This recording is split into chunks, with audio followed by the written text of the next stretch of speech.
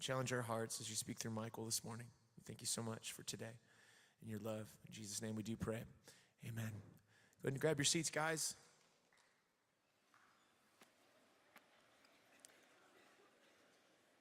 I want to start this morning with a little confession, and I hope you guys aren't going to make me feel bad. I hope I'm not alone in this. I hope I'm among friends. I'll just put it this way. Anybody else in the room ever, like you're online, whether it's some sort of social media platform or just surfing the internet or whatever, and you find a video of somebody like making an absolute fool of themselves, doing something really dumb that's probably painful, and you just watch it on loop? Like, can I see a show of hands? Okay, good. Like, I thought I wasn't alone. I'm pretty sure this is common, but I needed to make sure. Do you ever wonder, like, why we do? Do you ever wonder why we sort of kind of a little bit seem to find some sort of joy or pleasure or enjoyment watching other people fail? Like, it sounds hard to put it that way, but that's what's happening, you know? And I suppose it's not mean. It's not like we like watching people fail per se, you know? We see the thing and you cringe. Then you watch it again. You cringe, watch it again, cringe, watch. You know, we do this, right? And actually, there's some psychologists who've studied this phenomenon, and they have a word for it. It's a German word. It's the word Schadenfreude. So we're already learning Irish, so we didn't need to worry about learning other languages. But this word, it's a combination of the German words for harm and joy. So it's like the study of why we get joy out of watching other people experience harm. And it just, again, to talk about it sounds so bizarre, and yet I don't know that we would need psychologists to help us understand why this may be appealing in some regard. It's probably fairly simple. I think in part when you see these things, there's a sense in which you go, oh, cool, so like I'm not the only one who isn't perfect, you know?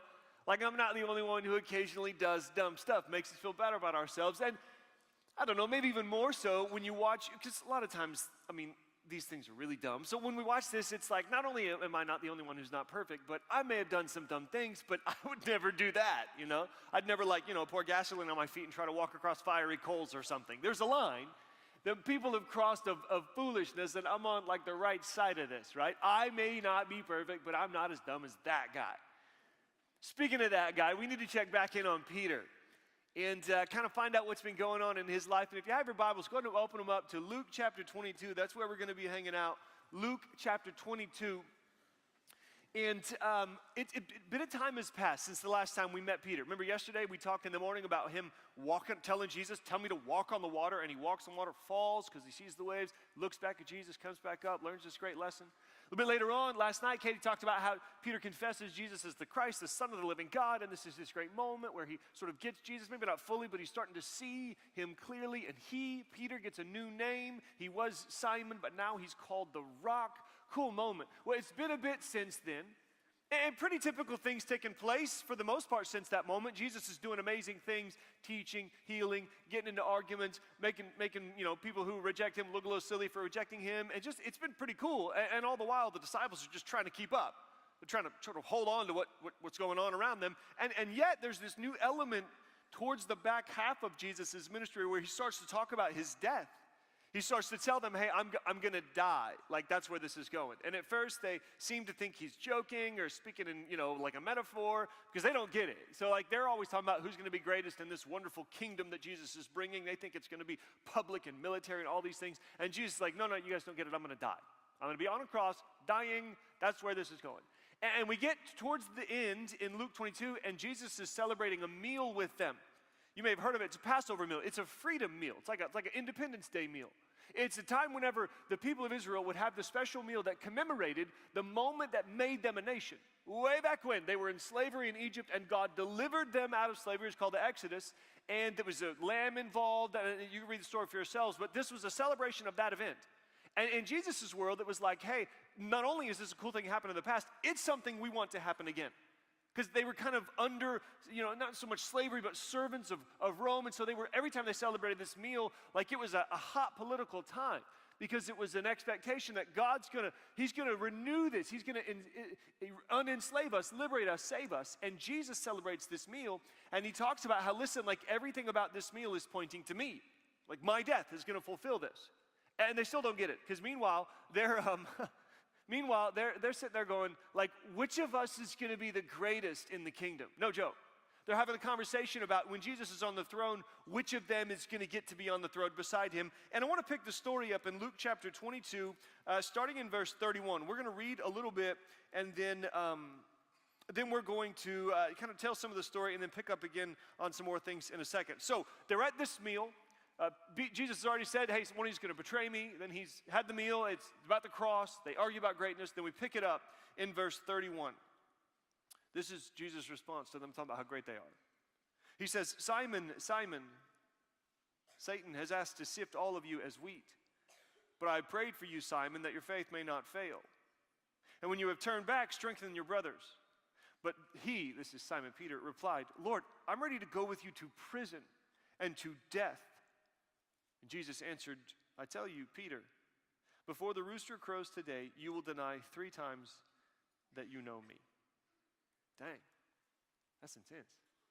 After this happens, Jesus takes his disciples into this olive grove called the Garden of Gethsemane, where he often would go pray, and he kind of posts them on guard, and he takes 3 of his closest, Peter and 2 others, a little bit further into the garden, and Jesus kneels down all by himself, right there with his friends, hopefully surrounding him, and he prays to God. He says, God, if there's another way, can we talk about this?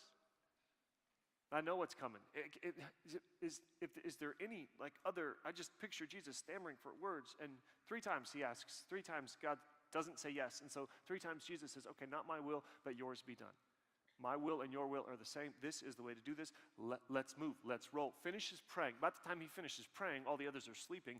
Then Judas, the one who was going to betray him, comes up with a group of soldiers and betrays Jesus with a kiss. Jesus is getting arrested, and Peter, like he said he would, is ready to fight. So he takes his sword out, and he tries to cut this guy's head off. And the guy thankfully turns, and it slices his ear, and the ear falls down. And Jesus is like, Peter, put away your sword. And he grabs the ear, and he puts it back on the guy. And it's just crazy. And Jesus is getting arrested. And so then Jesus is being pulled from place to place. He's going through these trials, and he's on the way to the cross. And I want to pick the story back up also in Luke 22 still, later on down in verse 54. After Jesus is arrested, here's where we pick it up. Then seizing him, that's Jesus, they led him away and took him into the house of the high priest. Peter followed at a distance. And when some there had kindled a fire in the middle of the courtyard and had sat down together, Peter sat down with them. A servant girl saw him seated there in the firelight. She looked closely at him and said, this man was with him. But he denied it.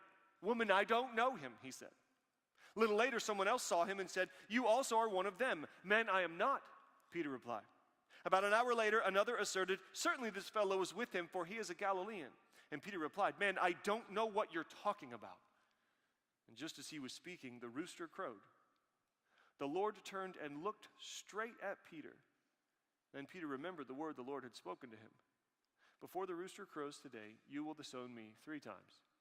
And he went outside and wept bitterly. Can you hear the rooster crowing? Do you see the look on Jesus' face? Now, and I want to be clear about one thing. I don't think we should be too harsh on Peter. Not too harsh. Now, don't get the wrong picture. Peter is not just wimping out. That's not all that's going on here. I mean, hardly.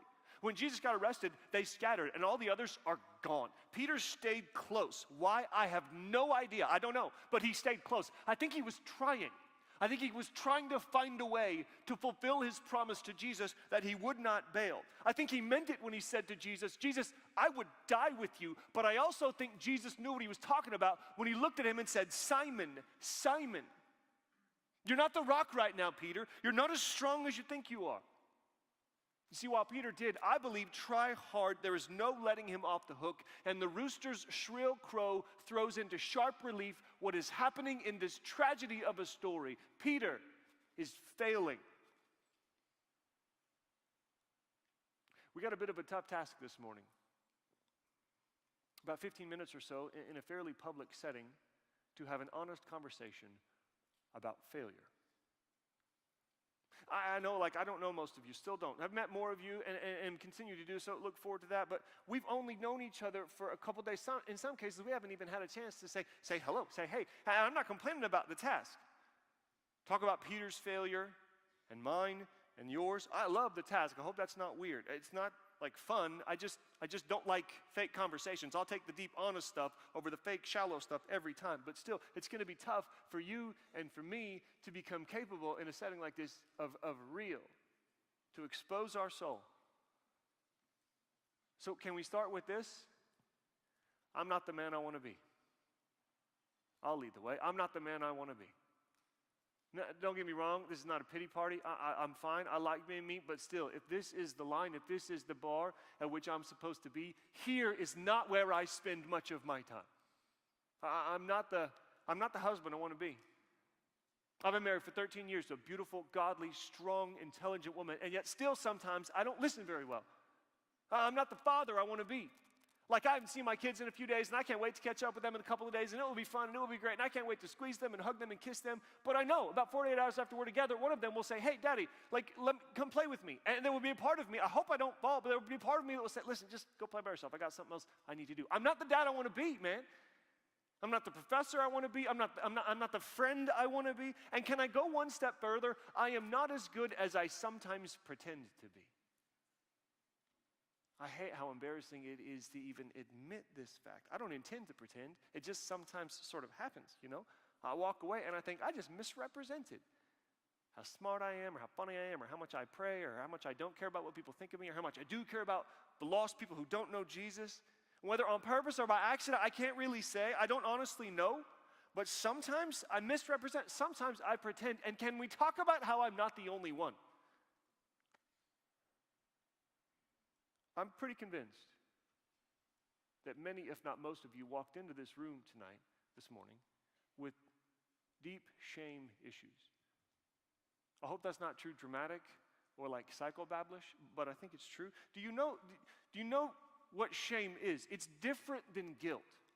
Guilt is, I know I did something wrong and I feel bad about what I did. Shame is, I think something's deeply wrong with me. I think like deep down, I'm not good. Like shame is the thing that we feel when we think, whether consciously or not, like I can't let you see everything about me. Because if you see everything in here and everything in here, like you're not going to want to be around me anymore. This is why we peacock. Some of you fellas, this is why, you bar out your chest and you act tough and strong like you got it all together. Because like somewhere in you, you probably don't, but you don't want people to see that. This is why we strut. It's also why we cut. This is why we hide from each other. Like ostriches, we put our heads in the sand and we hide. Some of y'all, and you're hiding how much you're angry. You're just angry. And you smile, and you think people probably don't know, and maybe people don't, but you're just angry all the time. Sometimes you know why, sometimes you don't, sometimes you hate it, sometimes it's fine because it's just become who you are. You're just mad. Mad at God, mad at people, mad at yourself, mad at everything. You're angry and you don't know what to do about it. But you're certainly not going to let anybody see. Some of you, you lie.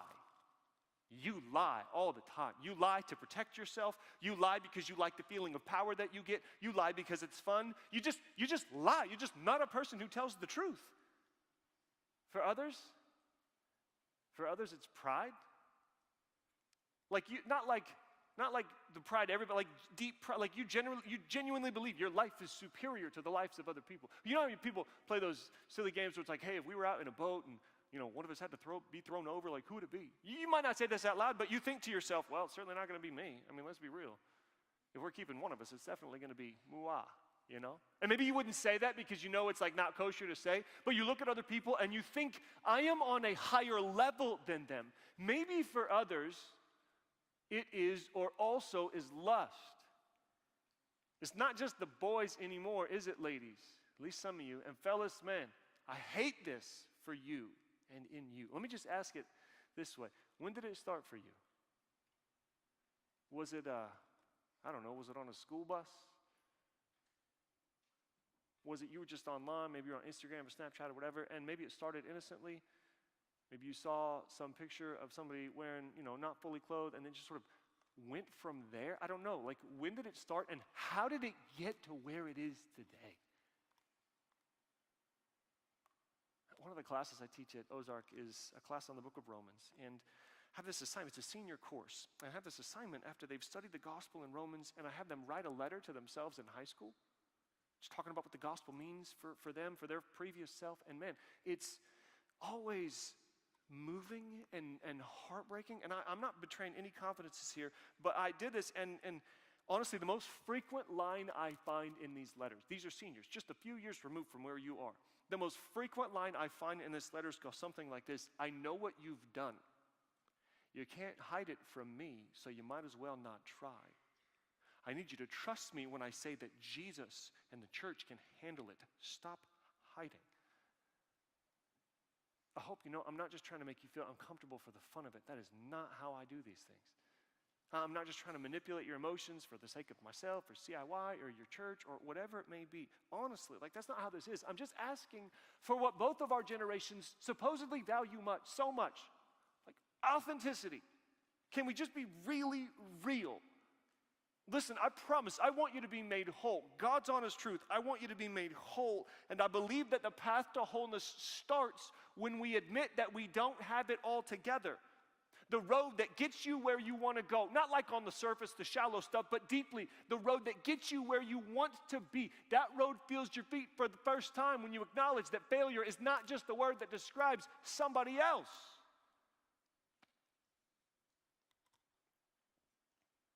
The question is not whether failure will be a chapter in our story. The question is, and then? It's so hard not to let failure define us. Some of your failures are obvious and they define you socially. Some of the mistakes you've made, everybody knows because they're not the kind of mistakes that you can hide. It's just out there for all to see. And we have all sorts of mean words for people in this group, and I am not into mean words, but I do like honest questions. Can you hear the rooster crowing? Do you see the look on Jesus' face? Others of you, your sins are hidden but undeniable, at least to you. They don't define you socially because they're hidden, but they define you personally, internally, because you know what's up. Like I say the word failure, and you know just where to go. Maybe you've buried it so deep, you don't even think of it at first, but it's in there. And if you let yourself, you remember. And people tell you, you're so great. I mean, you're like perfect. And you smile, all right, on the outside, but you hate it when they say that because you know better. And you think if you just knew my secrets, you wouldn't say that. But they don't because they're secrets. And you keep them hidden. Can you hear the rooster crowing? Do you see the look on Jesus' face? Still others are like, you're like, nah, I'm good. Like, I get it, man. This is so good for most of the people in the room. I know some friends, man, they need to hear what you're saying. Gosh, this is so good. But no, like, I'm okay. If I'd have been there, if I'd have been Peter, I'd have been like, yes, I know Jesus. That's my dude. Jesus, you want me to come die with you? Like, here I am. I'm ready for whatever. You know, people tell you you're perfect. And of course you say, oh, no, I'm not. But you walk away thinking, but I probably am better than most. You know what I'm saying?